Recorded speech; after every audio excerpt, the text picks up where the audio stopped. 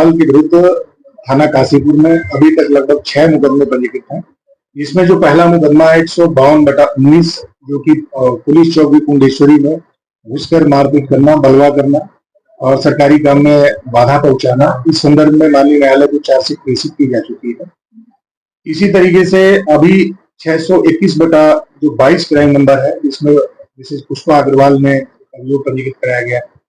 उसमें कुछ जो डॉक्यूमेंट रिलेवेंट डॉक्यूमेंट है उनको फॉरेंसिक में परीक्षण के लिए भेजा गया है, उसकी रिपोर्ट आनी शेष है, अभी ये विवेचनाधीन है। इसी तरीके से एक अभियोग इनके विरुद्ध 551/23 पंजीकृत है, जिसमें मारपीट, गाली गलौज और जान से मारने का प्रयास और एक्सटॉर्शन की धारा के अंतर्गत है। इसमें माननीय न्यायालय को चार्जशीट प्रेषित की जा चुकी है। इसी तरीके से प्रतीक अग्रवाल के द्वारा एक अभियोग पंजीकृत किया गया, जिसमें गाली देना और फरोती के संबंध में था, मारने का प्रयास, इसमें भी चार्जशीट प्रेषित की जा चुकी है।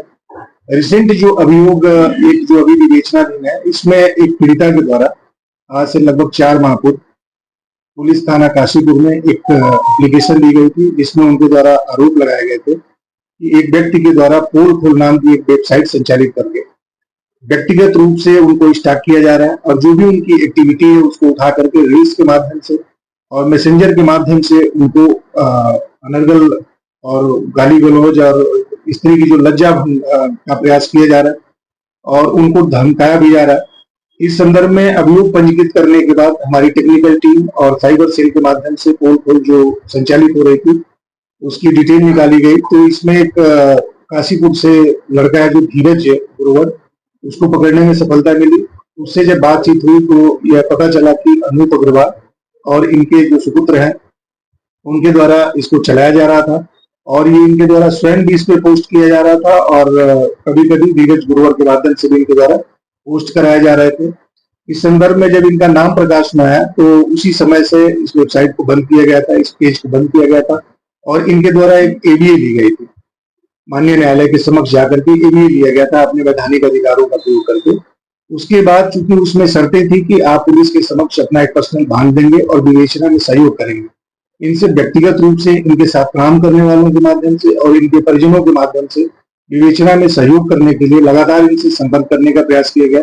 लेकिन 26 अप्रैल 2025 से एबीए मिलने के बाद भी आज 2.5 महीने में इनके द्वारा कभी विवेचना में सहयोग नहीं किया गया और लगातार विवेचना में सम्मिलित होने से बच रहे हैं। जगह जगह से इनके द्वारा दबाव बनाकर के विवेचना को प्रभावित करने का प्रयास भी किया गया।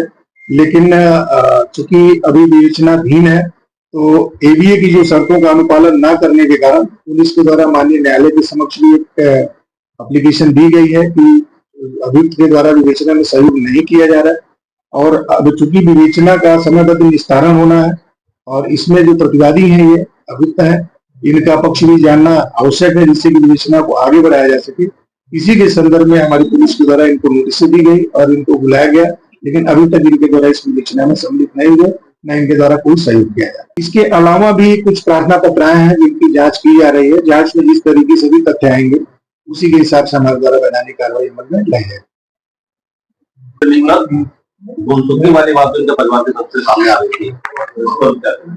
देखिए, इस संदर्भ में पुलिस को कोई सूचना नहीं है और जैसा कि मैंने आपको अवगत कराया कि इनके द्वारा माननीय न्यायालय से अपने वकील के माध्यम से 26 अप्रैल 2025 को लगभग आज से 1.5-2 महीना पहले एबीए प्राप्त की गई है। जब एबीए की शर्तों का इनके द्वारा अनुपालन नहीं किया गया तो हमारे द्वारा पुनः माननीय न्यायालय को अवगत कराया गया। इस संदर्भ में भी इनके द्वारा पुनः एक एप्लीकेशन माननीय न्यायालय को दी गई है कि वीडियो कॉन्फ्रेंसिंग या अन्य माध्यम से इनके बयान कराया जाए, जिसमें कि अग्रिम कार्रवाई माननीय न्यायालय के स्तर से की जाएगी। तो हमारे पास ऐसी कोई जानकारी नहीं है। हम लगातार इनको विवेचना में सहयोग करने के लिए जो भी नोटिस है इनके परिजनों से संपर्क कर रहे हैं या एबीए की शर्तों के अधीन अगर ये विवेचना में सम्मिलित होते हैं तो इस तरीके से समयबद्ध तरीके से हमारे द्वारा विवेचना का निस्तारण किया जाए।